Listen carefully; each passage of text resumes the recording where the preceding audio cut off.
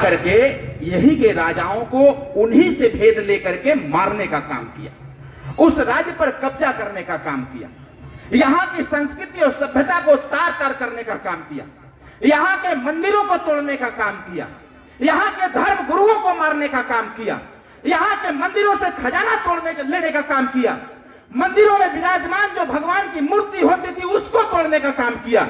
और जैसे जैसे बहराइच वो पहुंचता है तो बहराइच जो सेनापति उसका रहता है वो चढ़ाई कर देता है बहराइच पर। राजा सुहेलदेव राजभर के पास मात्र 7,500 की सेना, बहराइच की सीमा पर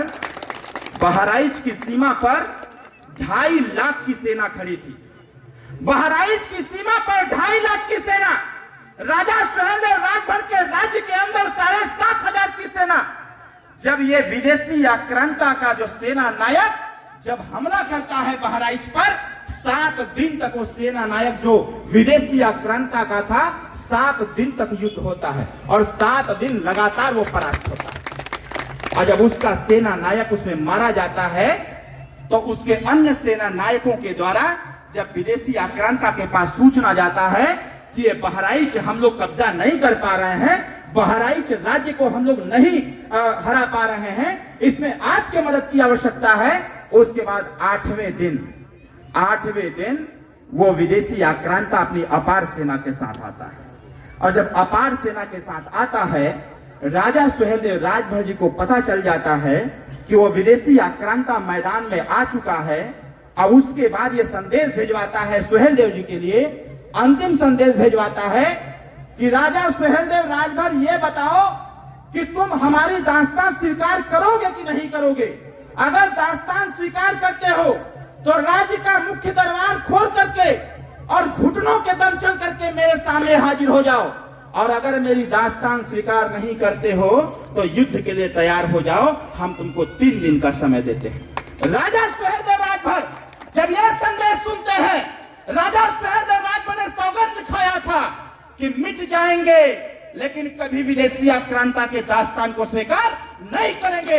राजा सुहेलदेव राजभर जी ने योजना बनाया और कहा कि अगर ये बहराइच और श्रावस्ती को ये विदेशी आक्रांता अगर हरा देगा तो फिर इसी रास्ते से वो नेपाल चला जाएगा।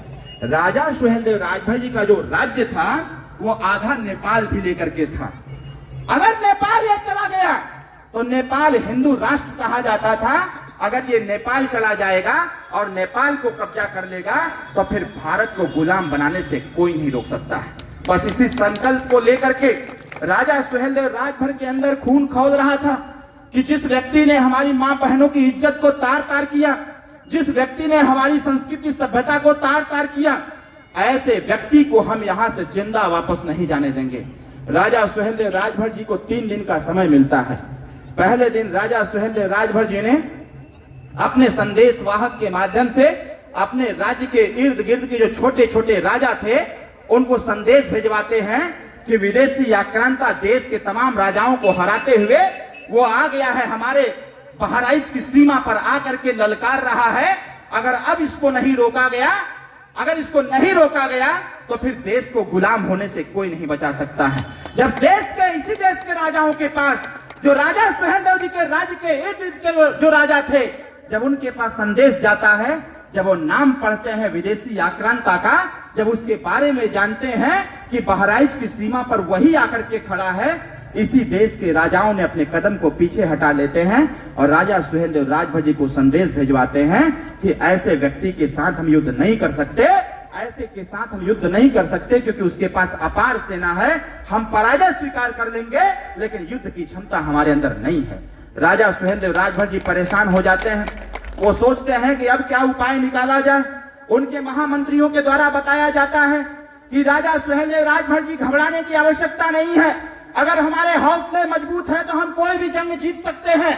उनके सुझाव देने वाले सिपा सलाहकारों ने बताया, अगर कोई राजा आपका साथ नहीं दे रहा है तो आपके राज्य के इर्द गिर्द रहने वाले जंगलों में जो कबीलों के सरदार हैं उनसे बात करने की आवश्यकता है।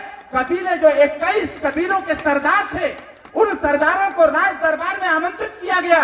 उन कबीलों के सरदार राज दरबार में आए और राज दरबार में आकर के राजा सुहेलदेव राजभर जी के प्रस्ताव को जब सुनते हैं, देखते हैं, पढ़ते हैं और जब समझने का प्रयास करते हैं तो राजा सुहेलदेव राजभर जी को वचनबद्ध करते हैं कि राजभर साहब कोई आपका साथ दे चाहे मत दे, लेकिन हमारे कबीलों की टीम, हमारे कबीलों की सेना आपके साथ चट्टान की तरह खड़ी रहेगी साथियों। और 21 कबीलों के सरदार को लेकर के राजा सुहेलदेव राजभर जी नानपारा के मैदान में खड़े हो जाते हैं।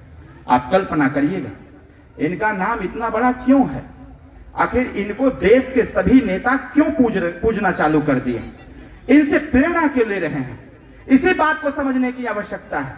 21 कबीलों को मिला करके मात्र 5000 सेना हो पा रही थी राजा सुहेलदेव राजभर जी के पास, और राजा सुहेलदेव राजभर जी की जो सेना थी वो 7500 की सेना, दोनों सेना मिलाकर के 12500 की सेना, और 12500 की सेना को लेकर के नानपारा के मैदान में राजा सुहेलदेव राजभर जी उतर जाते हैं। जब उनकी सेना नानपारा के मैदान में उतरती है, जब उनकी सेना देखती है आगे 2.5 लाख की सेना खड़ी है विदेशी आक्रांता का, राजा सुहेलदेव राजभर की सेना का दिल दहल जाता है कि कैसे इससे युद्ध किया जाएगा। वो कदम पीछे हटाने लगते हैं। तब तक राजा सुहेलदेव राजभर मैदान से ही ललकारते हैं कि जिस सैनिक का खून न खौले खून नहीं वो पानी है। जैसे ही ललकारते हैं और कहते हैं कि रणचंडी का स्वरूप पकड़ करके तुम्हारे सामने खड़ा हुआ जो ये सेना है, इसमें वो गद्दार हैं जिन्हें तुम्हारी मां बहनों के साथ इज्जत उतारने का काम किया था, जिन्होंने तुम्हारी मां बहनों का सर कलम किया था, बच्चों का सर कलम किया था। ऐसे एक एक लोगों का सर कलम करके इनको गाजर मूली की तरह काटने की आवश्यकता है।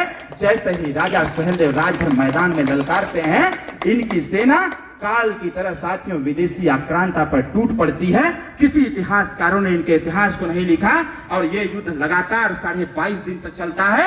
और 22.5 दिन के युद्ध के बीच में यही के कुछ राजाओं ने षड्यंत्र बनाया, योजना बनाया कि अगर ये राजा सुहेलदेव राजभर जीत गए इस युद्ध में, जिस प्रकार से सुहेलदेव जी की सेना अपने विदेशी आक्रांताओं पर टूट पड़ी थी, एक एक सेना एक एक सैनिक 100 लोगों का सर कलम एक एक बार में जब करते थे, ये पूरा घनघोर महायुद्ध देख करके इस देश के राजा दहल चुके थे कि ये 22 साल का लड़का कैसे युद्ध लड़ रहा है। और एक तरफ सुहेलदेव जी की सेना, दूसरी तरफ विदेशी आक्रांता की सेना, 2.5 लाख की सेना कम होने लगी थी। और ऐसा समय आया कि 22 दिन के युद्ध के बीच में 13वें दिन का युद्ध था। ये 13वें दिन का युद्ध, ये बात बताने की आवश्यकता है। बहुत सारे लोग जानते होंगे कि हम हिंदू लोग गाय को क्यों नहीं मारते हैं। इसके पीछे भी यही कारण है। 13वें दिन विदेशी आक्रांता की सेना आधे से भी कम हो गया था। उन्होंने कहा कि अब कौन सी योजना बनाई जाए जिससे कि इस युद्ध को जीता जा सके। यहीं के कुछ लोगों ने योजना बनाया कि विदेशी आक्रांता की तरफ से योजना बनी कि सामने जो सेना है वो ईश्वर के पुजारी हैं, वो हिंदू धर्म पर आस्था रखते हैं, सनातन धर्म को मानते हैं और इसमें सबसे बड़ी मान्यता है गाय की। अगर गाय की सेना लेकर के हम लोग युद्ध के मैदान में आ जाएंगे तो सामने खड़ी हुई सुहेलदेव की सेना विवश हो जाएगी और वो कभी भी गाय पर वार नहीं करेगा।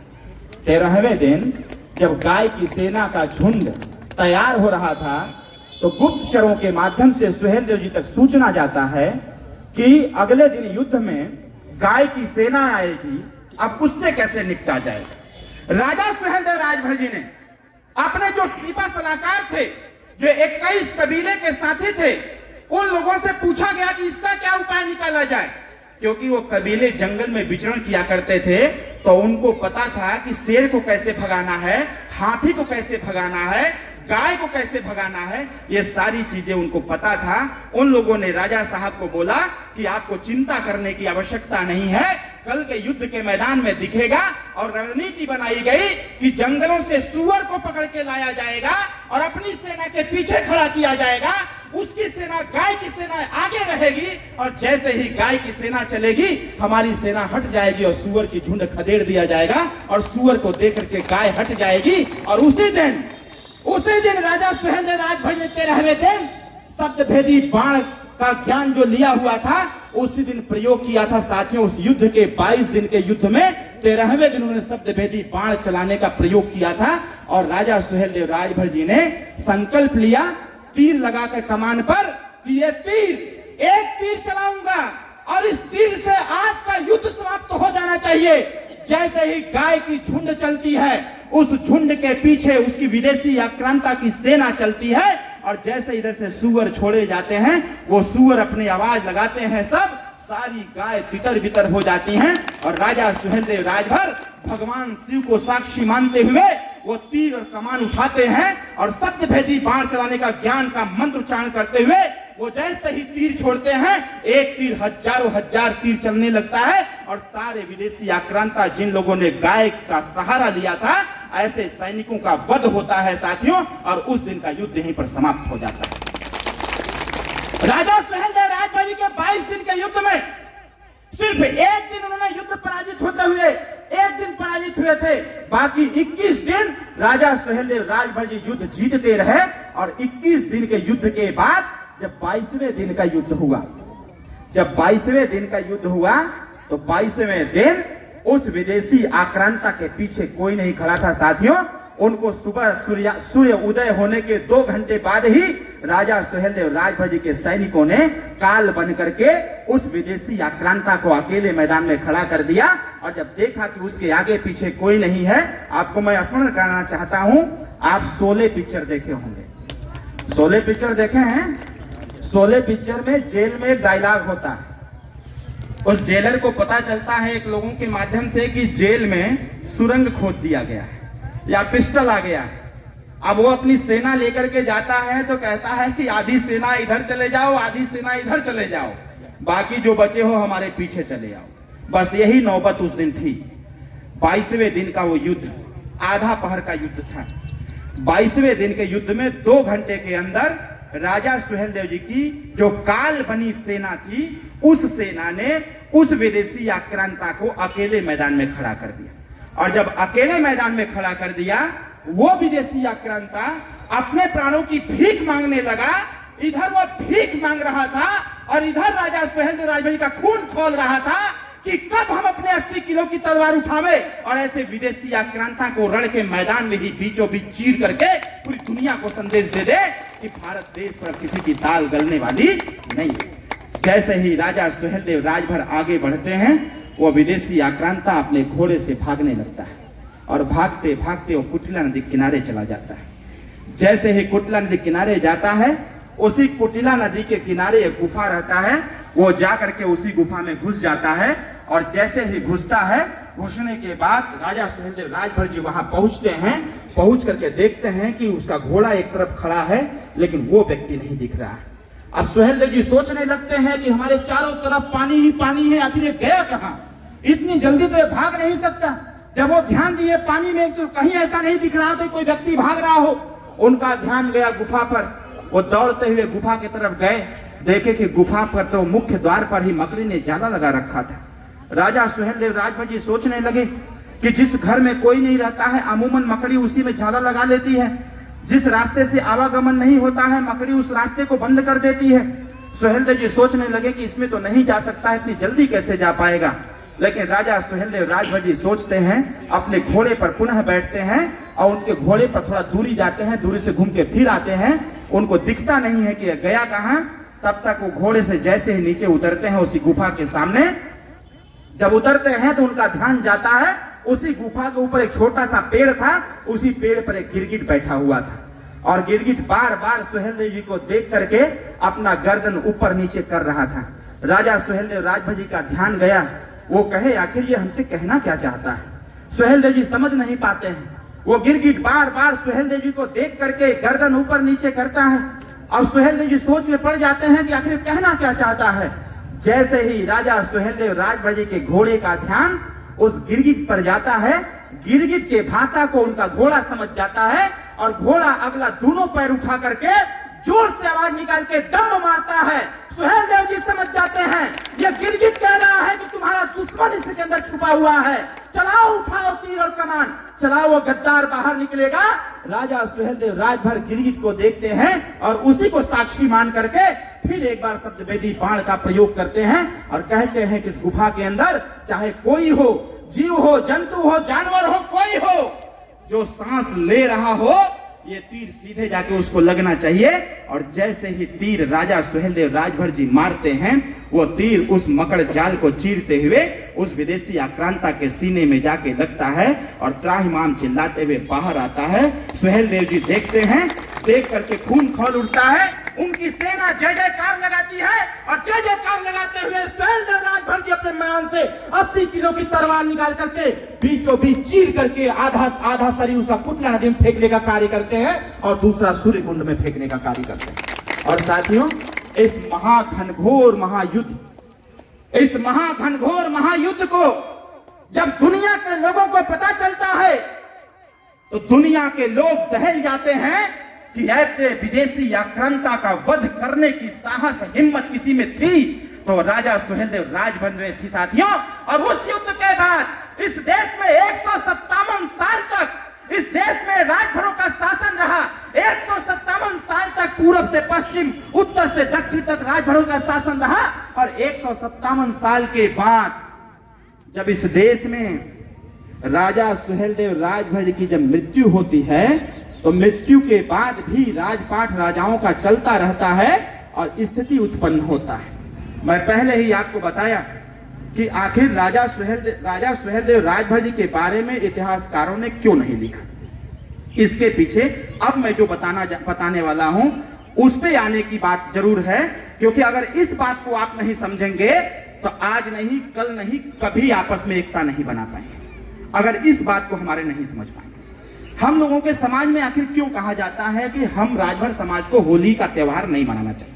कहा जाता है ना, ऐसी मान्यता है, लोग कहते भी हैं, हमारे पुरखे भी कहते हैं कि होली का त्योहार राजभर समाज को नहीं मनाना चाहिए। क्यों नहीं मनाना चाहिए? प्रश्न ये खड़ा होता है। जानते हैं क्यों?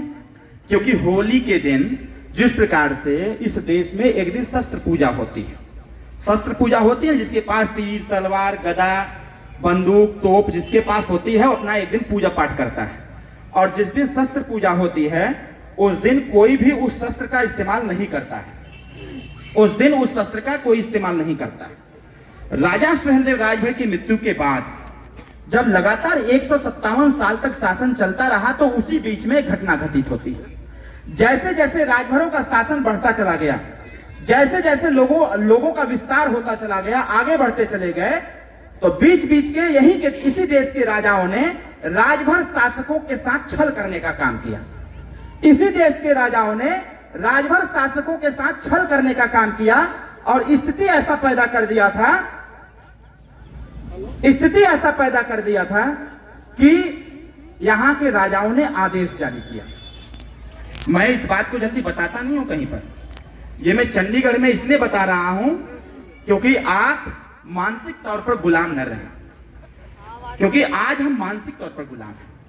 हमें इस गुलामी को खत्म करने की आवश्यकता है और जब तक मानसिक गुलामी की जंजीर में हम जकड़े रहेंगे तब तक न तो हमारा पहचान बढ़ पाएगा और न ही हमारा विकास हो पाएगा। इसलिए साथियों, मेरा जो आपसे कहना है, इस बात को समझने की आवश्यकता है कि हमारा राजपाट कैसे छीन लिया गया। होली के दिन लोगों ने आदेश जारी किया कि नागवंशी राजभरों का जो भी सैनिक जितना गर्दन काट करके मेरे पास आएगा उसको उतना बड़ा उपहार दिया जाएगा। यह आदेश जारी हुआ और लोगों ने समय का इंतजार किया। यह पूरे देश के राजाओं को पता था कि होली के दिन राजा सुहेलदेव राजभर जी के वंशज या फिर जो राजभरों के राजा हैं वो अपने राज्य में शस्त्र की पूजा करते हैं और जिस दिन शस्त्र की पूजा करते थे उस दिन मदिरा का सेवन करके खूब अपना नाचते गाते थे, झूमते थे, खुशी का इजहार करते थे। और राजा सुहेलदेव राजभर जी का संकल्प था युद्ध नीति को लेकर के कि हमारी तलवारें कभी भी नहीं उठनी चाहिए, अपने किसी भाई पर अपनी तलवारें कभी नहीं उठनी चाहिए। इसी बात को मानते हुए इसी मौके का फायदा उठाया यहीं के लोगों ने और फायदा उठा करके राजा सुहेलदेव राजभर जी के वंशजों पर लोगों ने चढ़ाई कर दी। होली के दिन जब शस्त्र पूजा हो रहा था उसी समय रात्रि की बेला में जब लोग मदिरा पी करके एकदम मस्त थे, उसी समय चढ़ाई किए। जितना हो सका उतना लोगों की गर्दन कटे, जो वहां से अपने बच्चों को बचाने के चक्कर में धीरे धीरे राज्य से बाहर होते गए। लोगों ने खदेड़ा और खदेड़ते खदेड़ते राज्य से बाहर कर दिया। और राज्य से बाहर करने के बाद उन लोग, हमारे जो समाज के लोग थे, वो जंगल में चले गए। अब हम आपको बताते हैं जो मैं बहुत पहले आपको बताया। जब जंगल में चले गए तो उस राज्य पर कब्जा यही के राजाओं का हो गया। हमारे पास कुछ बचा नहीं, न खाने की व्यवस्था, न ही लड़ने की व्यवस्था। अब हमारे लोग जंगल में चले गए तो धीरे धीरे वो जंगल में अपनी सुरक्षा पत्थरों से, नुकीले पत्थरों से, जैसे जो पाषाण काल की एक योजना थी, जो व्यवस्थाएं थी, युद्ध करने का कौशल जो था उन लोगों के पास, उसको लोगों ने अपनाना चालू कर दिया और लकड़ी से ही अपना हथियार बनाना चालू कर दिया। और जंगल में रहने वाले, जैसे मैं राजनीति विज्ञान से पीएचडी हूं और मैंने किताबों में पढ़ा है कि एक राज्य की सुरक्षा या एक राज्य से दूसरे राज्य में, जो भी एक राज्य से दूसरे राज्य का सामान जाता था वो नदियों के रास्ते से जाता था या जंगलों के रास्ते से जाता था। हमको चोर क्यों कहा गया? हमको लुटेरा क्यों कहा गया? भारतीय संविधान में जब देश आजाद हुआ तो भारतीय संविधान में हमको क्रिमिनल ऑफ कास्ट क्यों कह दिया गया? क्रिमिनल ऑफ कास्ट मतलब कि जन्मजात अपराधी। हमको जन्मजात अपराधी क्यों घोषित कर दिया गया? आखिर और लोगों को क्यों नहीं किया गया, हमको ही क्यों कर दिया? प्रश्न यहां खड़ा होता है। हमारे लोग जो जंगल में रहते थे वो अपनी बच्चियों की सुरक्षा के लिए, अपनी महिलाओं की सुरक्षा के लिए, अपने परिवार के पालन पोषण के लिए उस जंगल के बीच से जो भी सामान किसी एक राज्य से दूसरे राज्य जाता था, हमारे लोग उसको लूट लिया करते थे। लूटने का मकसद यह नहीं था कि लूट करके हम इसको करेंगे, मकसद बस इतना था कि जंगल में जो मानव जाति के लोग रहते थे, हमारे समाज के लोग रहते थे, उनका परिवार कैसे जिएगा, उनकी रक्षा सुरक्षा कैसे होगी, बस इसके लिए जंगलों में सामान को लूट लिया करते। धीरे धीरे इसकी सूचना राजाओं तक जाती रही। उसके बाद लोगों ने कहा कि जिसका प्रताप इतना ज्यादा हो, ऐसे राजाओं के सामान को कैसे कोई लूट सकता है। गुप्तचरों को लगाया जाता है, गुप्तचरों के माध्यम से सूचना मिलती है राजाओं को कि ये वही लोग हैं जिनको राज्य से बेदखल किया गया, जबरदस्ती उनका राज्य छीन लिया गया। इन्हीं के कुछ लोग बचे हुए हैं जो जंगलों में रह रहे हैं। वो टोली बना के लोग रहा करते थे। अब उसके बाद राजाओं ने निर्णय लिया कि जंगल को चारों तरफ से घेरवा करके पूरे जंगल में आग लगवा दो। राजाओं के निर्देश पर सेना नायकों और सेना के द्वारा उस जंगल को घेर लिया जाता है और घेर करके जंगल में आग लगा दिया जाता है। उसके बावजूद हमारी सेना लड़ करके किसी न किसी प्रकार से उस जंगल से बाहर निकलती है। जो छोटे छोटे बच्चे बच्चियां महिलाएं रहती हैं वो बाहर निकलती हैं और फिर भागती हैं। भागते भागते कहीं नदी के किनारे चले जाते हैं, कहीं पहाड़ों में जाके छुप जाते हैं। फिर कुछ समय बीतता है, लोग अपना जीवन यापन करते हैं। उसके बाद समय समय पर जो युद्ध होते थे उसमें राजभर समाज के लोग लड़ते थे, भिड़ते थे, संघर्ष करते थे, अपने राज्य को पुनः स्थापित करने का प्रयास भी करते थे। तो इस प्रयास को देखते हुए यही के राजाओं ने फिर योजना बनाया कि आखिर ये कौन लोग हैं जो अपने राज्य का विस्तार, छोटे छोटे राज्य का विस्तार कर रहे हैं। फिर उन लोगों को पता चलता है कि ये वही लोग हैं जिन लोगों ने विदेशी आक्रांताओं को चटनी बना दिया था, जिन लोगों ने इस देश पर 157 साल तक शासन किया। फिर लोगों ने योजना बनाया और खोज खोज करके राजभर समाज के जो सैनिक थे, जो लोग थे, उनको फिर से मारना चालू किया। साथियों, उसके बाद का समय फिर आता है जब ये लोग फिर आक्रमण कर दिए। तो जो लोग सीना तान करके उनसे युद्ध किए और उनकी सेना को मारे, जिन लोगों ने युद्ध किया, आज वो अपने आप को राजभर कहते हैं। और जिन लोगों ने अपने बच्चों की प्राण को बचाने के लिए, जिन लोगों ने अपने प्राण को बचाने के लिए उन यहीं के राजाओं की बात को स्वीकार कर लिया, उन लोगों ने अपनी जाति ही बदल दी। आज साथियों, मैं उत्तर प्रदेश में हूं, पूरे प्रदेश में मैं घूमता हूं, जहां जाता हूं वहां जिस भी जाति के लोग मिलते हैं, जब उनका इतिहास पूछा जाता है उनसे, तो वो कहते हैं कि हम भी नागवंशी राजभर ही हैं। हम लोग भी सुहेल देव जी को ही मानते हैं। लेकिन क्यों हम लोग राजभर नहीं लिखते, हम किसी अन्य जाति का टाइटल लिखते हैं? तब उनको बताते हैं कि यही स्थिति थी, इसलिए ऐसा हुआ। और आज भी उसका प्रत्यक्ष प्रमाण है। साथियों, हम लोग पूर्वांचल उत्तर प्रदेश से आते हैं। आज भी आप देखेंगे, आप अपने गांव जाएंगे तो पहले आपके गांव के बीचों बीच तालाब हुआ करता था। आपके गांव के बीचों बीच तालाब हुआ करता था। जब राजभर समाज को खोजेंगे, आप देखेंगे या तो तालाब के किनारे बसे हुए मिलेंगे या फिर नदियों के किनारे बसे हुए मिलेंगे। जब थोड़ा सा पहाड़ी एरिया में जाएंगे तो आप देखेंगे कि पहाड़ों में बसे हुए मिलेंगे वो। इसलिए साथियों, ये छोटा सा संक्षिप्त इतिहास आपका रहा। अब आप बताओ, अगर इस इतिहास को इतिहासकारों ने अपने इतिहास में नहीं लिखा तो फिर हमारी पहचान कैसे बढ़ेगी? और इस लोकतंत्र में और उस राजतंत्र में बहुत ज्यादा अंतर नहीं है साथियों।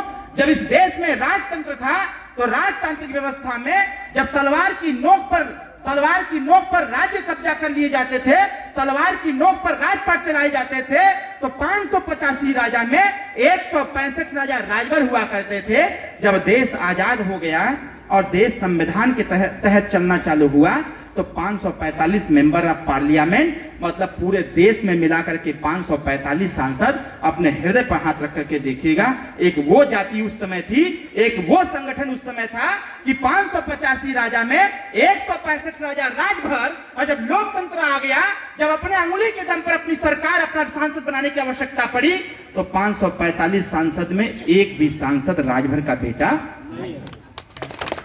अब आप बताओ, जिसके साथ इतनी साजिशें रची गई हों, हमको आपको बांट के रखा गया हो, थोड़े से सपा में, थोड़े से बसपा में, थोड़े से कांग्रेस में, थोड़े से भाजपा में, जिसको बांट दिया गया हो क्योंकि अंग्रेजों ने कहा था डिवाइड एंड रूल, फूट डालो और राज करो। ये ऐसे ही नहीं आया था। जब अंग्रेज पहली बार इस भारत में प्रवेश किया तो वो बिजनेस करने के उद्देश्य से आया था। जब बिजनेस करने के उद्देश्य से आया था तो जैसे एक कोई अंग्रेज था, अंग्रेज व्यापारी था, जब वो आया तो वो देखा कि मैं फैक्ट्री बना रखा हूं, मेरे यहाँ कोई नहीं आ रहा। उसने देखा कि एक मंदिर है, उस मंदिर में लंबी लाइन लगी हुई है। वो कह रहा है कि तुम मेरे यहाँ आओ, हम तुमको पैसा देंगे, तुम काम करो, अपना जीवन यापन करो, आगे बढ़ो। उसको तो स्वीकार नहीं कर रहे हैं और एक तरफ मंदिर में लोग माथा टेक रहे हैं, चंदा दे रहे हैं, सब कुछ कर रहे हैं। फिर वो अंग्रेज जाता है, अंग्रेज व्यापारी जाता है उस मंदिर में, एक किनारे खड़ा होकर देखता है कि ये पत्थर की मूर्ति है, लोग जा करके उसके सामने हाथ जोड़ रहे हैं, सर झुका रहे हैं, मामला क्या है? फिर जब सब लोग पूजा पाठ करके चले जाते हैं, शिवरात्रि का उस दिन था, जब सब लोग चले जाते हैं तो पंडित के पुजारी से वो अंग्रेज पूछता है कि इस पत्थर में जान कहाँ है? लोग आ रहे हैं, मिठाई दे रहे हैं, फूल चढ़ा रहे हैं, तो कुछ बोल भी नहीं रहा है और लोग श्रद्धा से पूजा करके जा रहे हैं। मैं उधर फैक्ट्री खोल के रखा हूं, मैं कह रहा हूं हम आपको भोजन देंगे, हम आपको पैसा देंगे, हम आपको कपड़ा देंगे, हम आपको घर देंगे, आप मेरे पास आओ। मेरे पास कोई नहीं आ रहा है, लेकिन मंदिर में वो बैठी हुई मूर्ति कुछ नहीं बोल रही, उसके बाद भी लंबी लाइन लगी है। फिर उस पुजारी ने बताया, उस बात को हम नहीं बताएंगे कि इस देश पर अंग्रेज कैसे शासन करेगा।